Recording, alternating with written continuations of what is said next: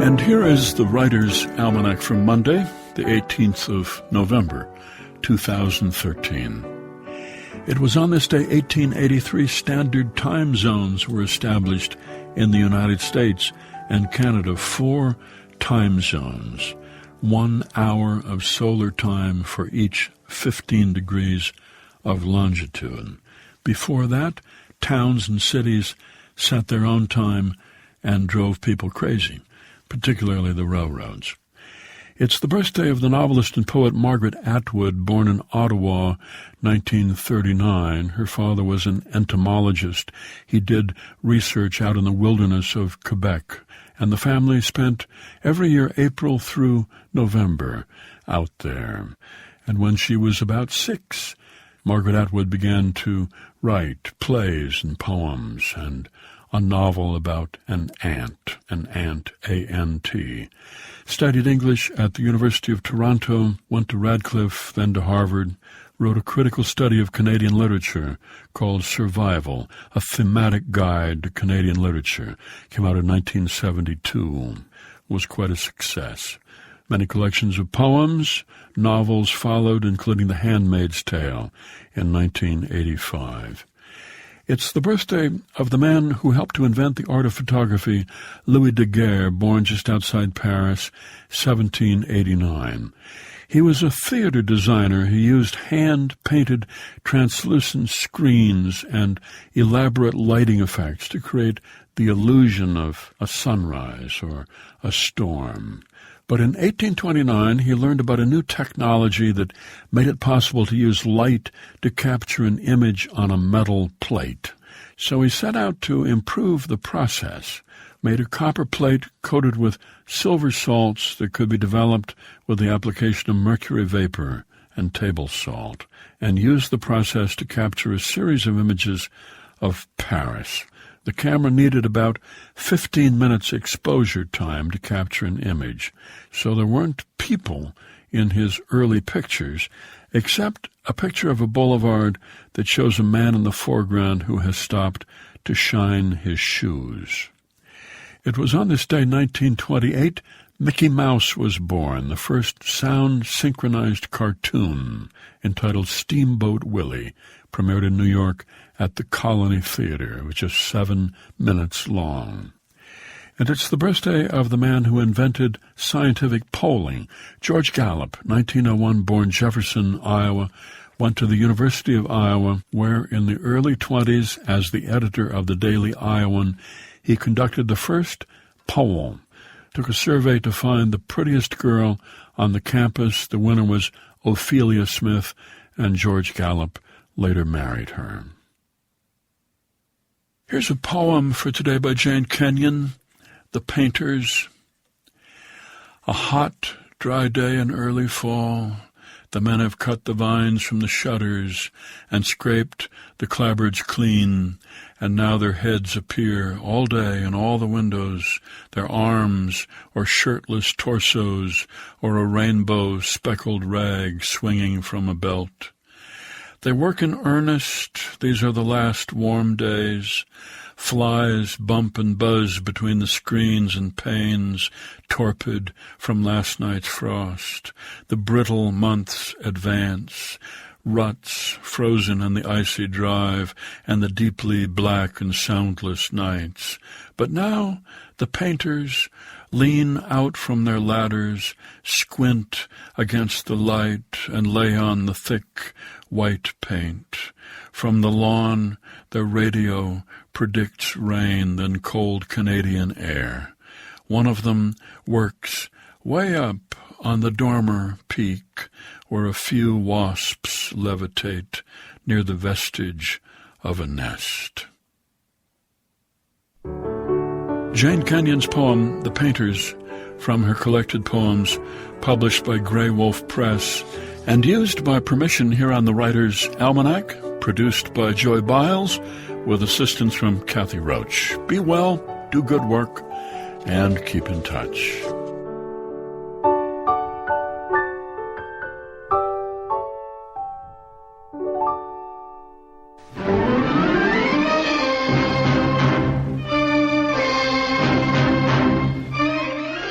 This is the Composer's Datebook for November 18th. I'm John Zach. Today's date marks the official birthday of a quintessential American form of 20th century music, scores for cartoons. It was on November 18th, 1928, that the first ever animated cartoon with its own synchronized soundtrack debuted at the Colony Theater in New York City. This was Walt Disney's Steamboat Willie starring Mickey Mouse, who amazed audiences when he spoke up in a squeaky falsetto voice provided by none other than Disney himself. Mickey pulled the whistle on his steamboat, a startling sonic effect in those days, and oblivious of the impending animal rights movement, coaxed music from various squeezed and plucked barnyard collies. That music was actually provided by a quiet, unassuming theater organist out of Kansas City named Carl Stalling, who Disney soon lured to Hollywood to work on subsequent Mickey Mouse and Silly Symphony animations. In 1936, Stalling joined the Warner Brothers Studios, and for the next 22 years was the music director for virtually all the classic Porky Pig, Bugs Bunny, and Daffy Duck cartoons. Stalling's wonderfully wacky and endlessly inventive music was routinely ignored by serious music critics as beneath notice. Ironically, his scores feature the same dizzying shifts of mood, tempo, and instrumentation as the most complex avant-garde scores of the post-war period. Stockhausen and Boulez meet Tweedy and Sylvester? Now there's a thought. If you thought you saw something on our website, you're right. The address online is composers-datebook.org for a wealth of information on composers and their music.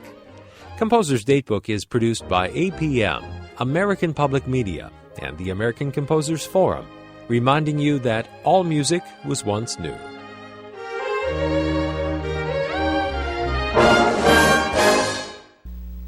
This episode of First Cup is brought to you by Wishing Stars Native Creations, Fine Art Today, and Marshall Woodworking. Check out these companies and many more by going to the Friends page at tinyurl.com/Gunther's House or tinyurl.com/GuntherMobile. The Danny Thomas Show, starring Danny Thomas. Also starring Marjorie Lord as his wife, Rusty Hamer as their son, and Angela Cartwright as their daughter. Brought to you by Instant Maxwell House Coffee. Now in this new jar, flavor sealed to give you a cup and a half of flavor. Instant Maxwell House. First time in my life, I feel love.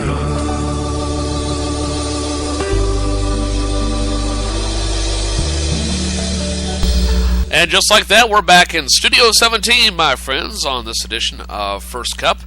And what do you say we take a look at celebrity birthdays? That sounds like a good plan, doesn't it? Damn it, Jim, what the hell's the matter with you? Other people have birthdays. Why are we treating yours like a funeral? Bones, I don't want to be lectured.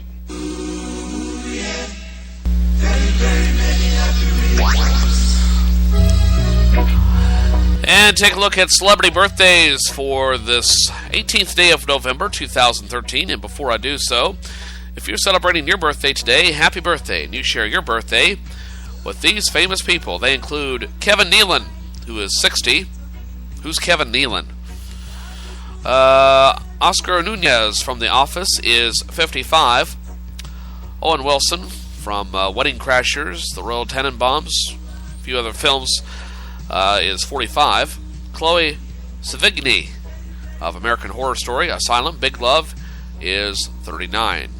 And those are celebrity birthdays for this Monday. Now, let's get ready to go back in time. And I'm looking for one passenger to accompany me in the time machine because, time travel, it does take a while, even if it is just a second or two. So we're going to go back in time to the year, get this, the 14th century.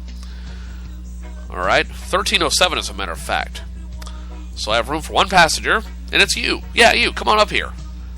Go ahead and get in the car. Let me turn on the time circuits, shut off the radio, and start the engine.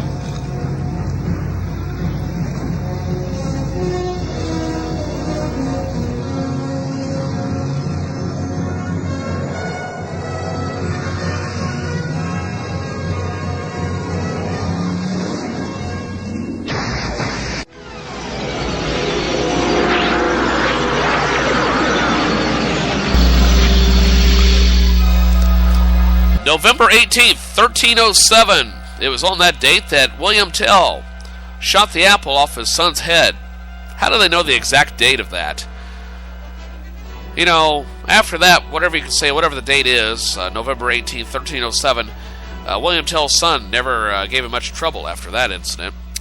And now for more of Today in History, before we go to market information, here's the Associated Press.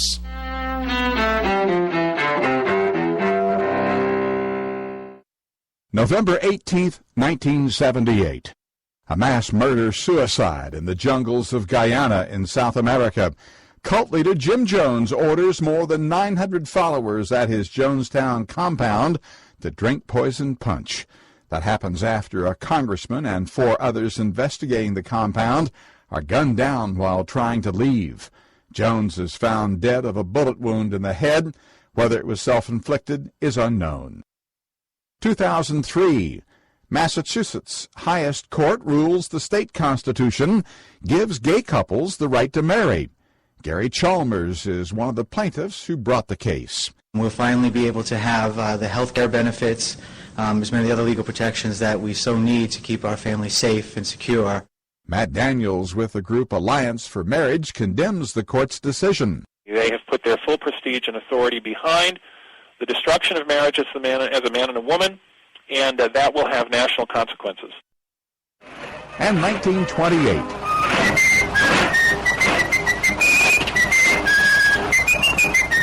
Walt Disney's Steamboat Willie starring Mickey Mouse premieres in New York.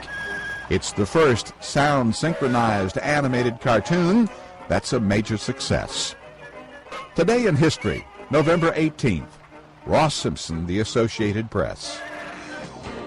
This is Across Our Wide Missouri with Bob Pretty. 10 coffins lay on the ground, open and waiting.